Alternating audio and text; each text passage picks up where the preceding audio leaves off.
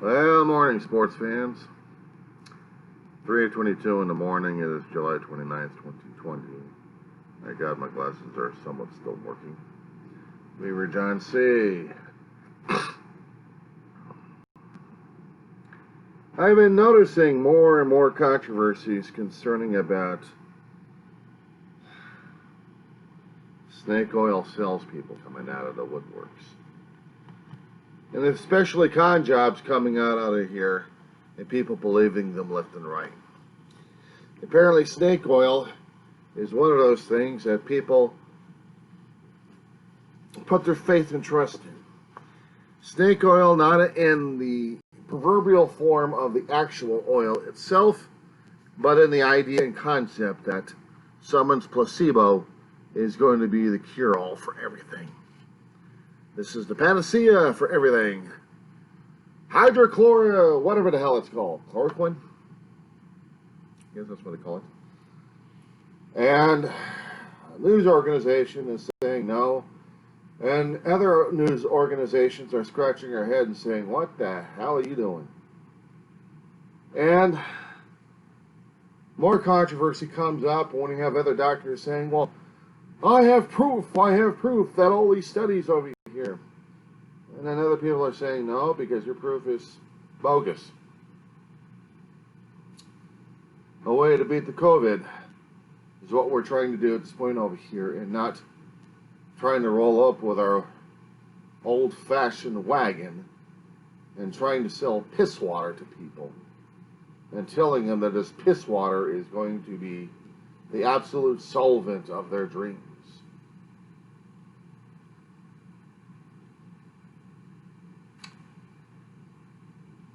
People, no wonder, have an issue regarding scientists and doctors, because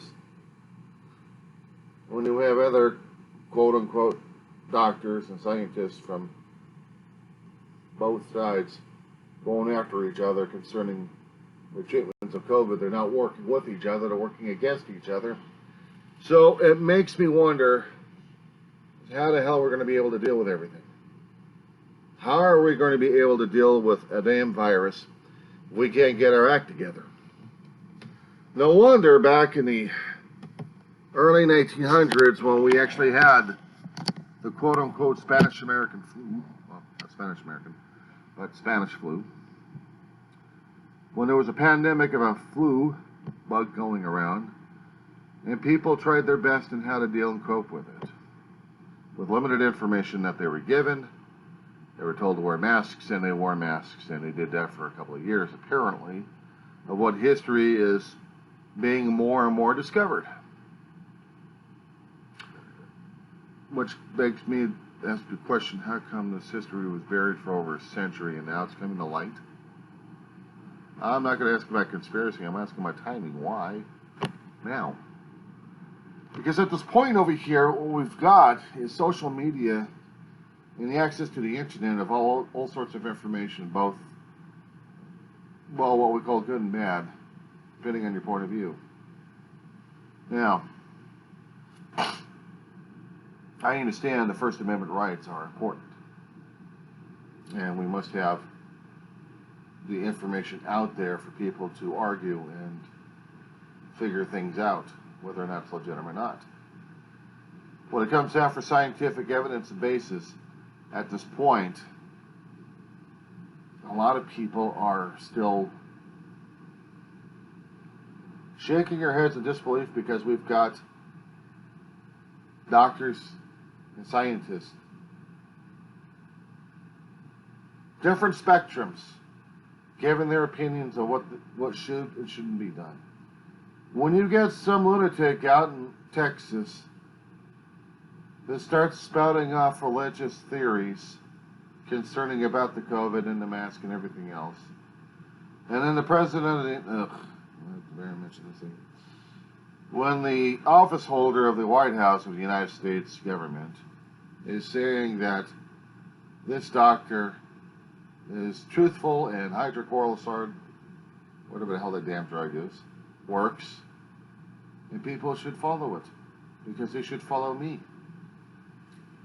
I suppose these people should follow themselves right over a damn cliff.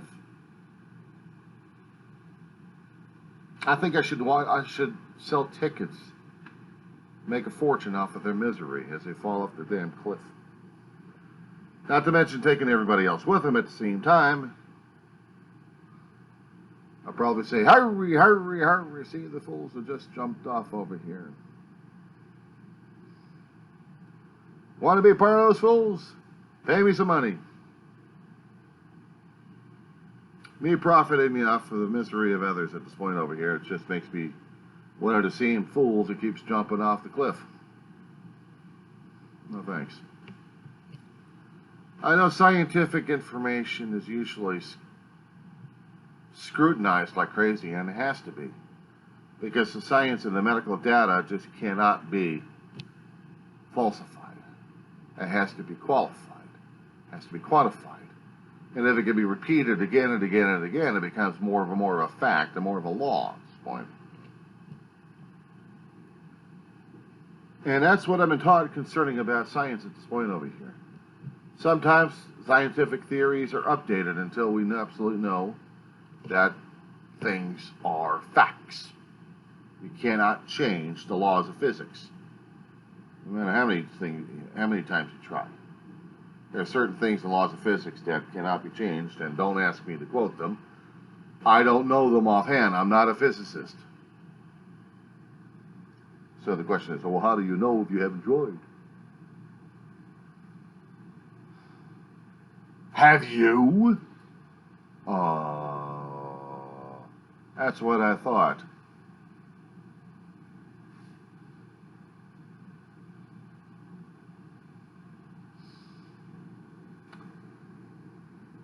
The indifference to knowledge, the indifference to science, the indifference to everything else never ceases to amaze me, because we're becoming a society more dumber at this point. We should be focusing on scientific breakthroughs. We should be focusing on the moral breakthroughs at this point over here. Instead, when we've got doctors who claim that they're doctors, but they're really peddlers of conspiracy theories, and I've heard a few networks saying that already. I don't deal with con men or con women. I don't deal with snake oil salespeople. Especially when I have a chiropractor that keeps popping up what he and she believes, and the videos are passing over like crazy. And people are buying into it without verifying anything. People aren't skeptical anymore and become more and more dumber and dumber, and then they claim other people are sheep, and they're not sheep. You know, how many times do I keep hearing the baa coming out of them? I'm usually the ram. I don't follow the sheep. Sheep usually should follow me. According to one particular theory at this point over here, but it doesn't work anyway, so it's a bit of a joke. But the way this damn pandemic's going right now, a lot of people are panicking and trying to figure what's going on at this point over here. And it's hard to understand about this epidemic. Some people think it's a massive conspiracy. They probably thought World War II was a massive conspiracy. They thought World War I was a massive conspiracy. Maybe Civil War was a massive conspiracy at this point. Maybe the AIDS epidemic was a massive conspiracy at this point. Maybe polio, smallpox, rebellion, swine flu, avian flu. Just what other kind of diseases are falsified and which aren't?